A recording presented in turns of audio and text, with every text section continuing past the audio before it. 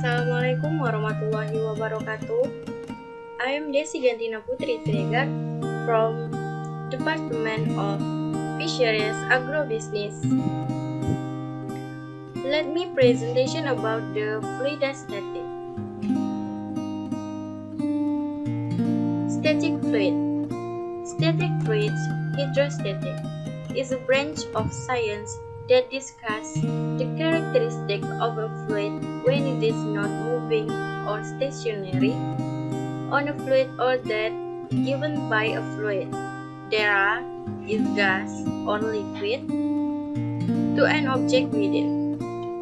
Jadi, fluidostatis adalah salah satu cabang ilmu pengetahuan sains yang mempelajari atau membahas tentang karakteristik dari suatu fluida dalam keadaan diam atau tidak bergerak, yang dimana tekanan yang diberikan oleh fluida ini berupa fluida yang berupa gas atau cairan kepada objek di dalamnya. Terdapat 4 sifat pada fluidostatis. Yang pertama itu ada massa jenis, yang kedua tegangan permukaan, yang ketiga kapilaritas, dan yang terakhir viscositas.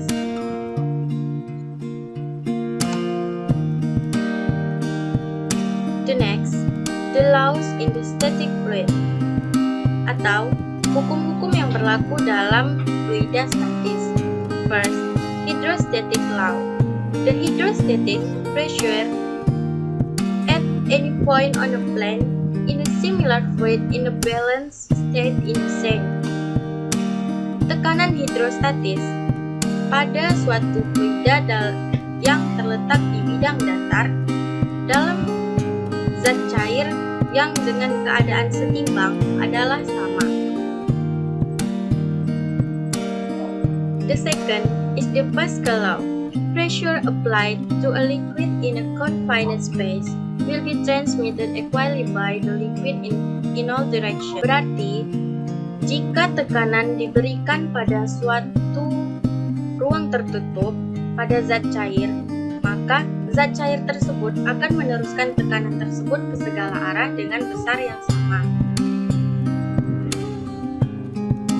The third, Archimedes law. An object submerged in fluid either partially or completely will get an upward pressure force, which is the same weight as the weight of the displaced fluid. Nah, maksudnya, apabila suatu benda dicelupkan dalam suatu cairan, baik terendam sepenuhnya atau sebagian, maka akan menimbulkan gaya apung pada benda tersebut dengan berat yang sama dari berat benda yang dipindahkan pada zat cair tersebut.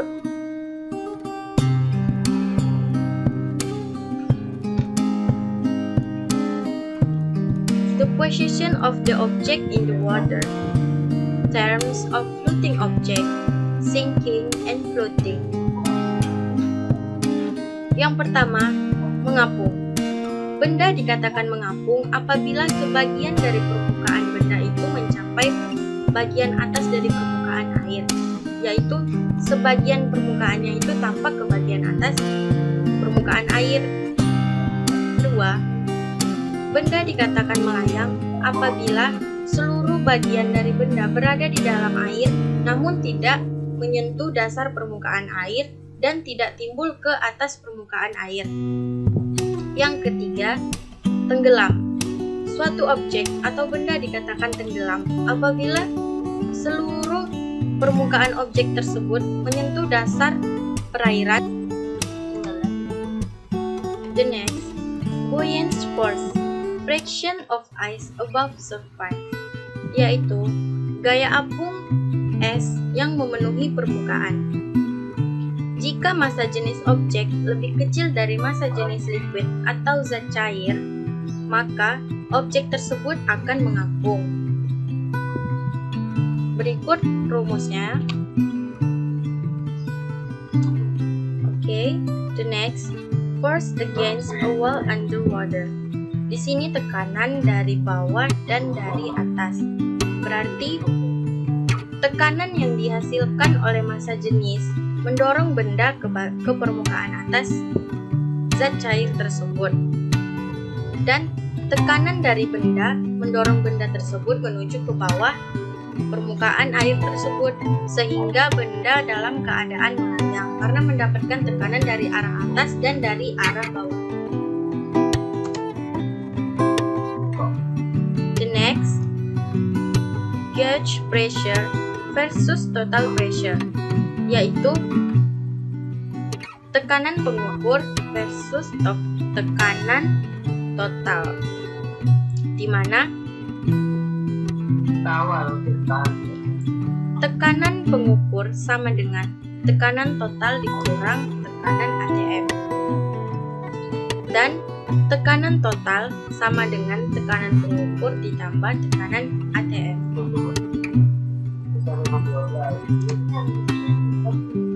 Pascal principle. In the closed container that contains fluid, the pressure is equal everywhere. So, if you push down on the fluid in one direction, then the pressure be transferred all around the fluid.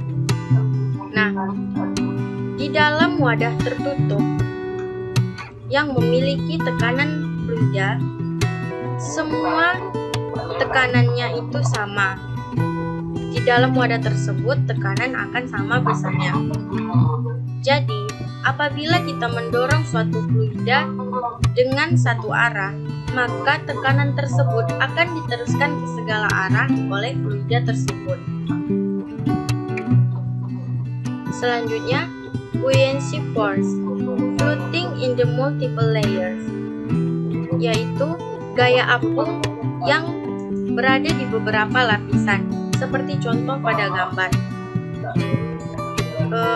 Suatu benda mengapung pada bagian atas permukaan air, di bagian tengah permukaan air, dan di bagian dalam permukaan air.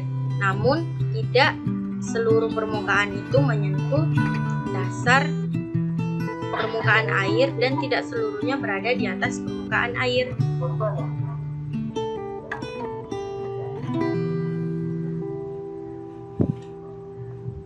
Okay, the next. What will make it sink? Apa yang membuat benda tersebut bisa tenggelam? Assume the first figure is a condition when the object without any additional weight, and the second figure is a condition with additional weight in the top. Berarti kita asumsikan pada gambar pertama di sini kita ibaratkan benda atau objek tersebut tanpa ada tambahan berat.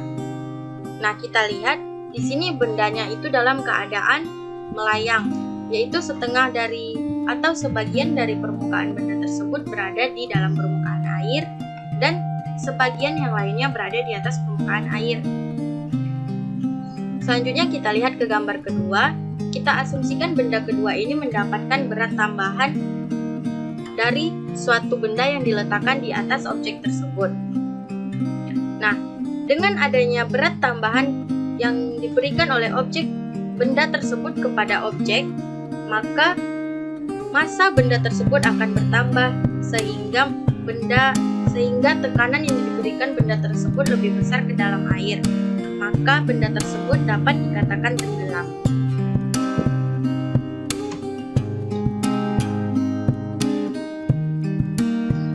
Itu dia yang dapat saya sampaikan mengenai materi fluida statis pada kesempatan kali ini.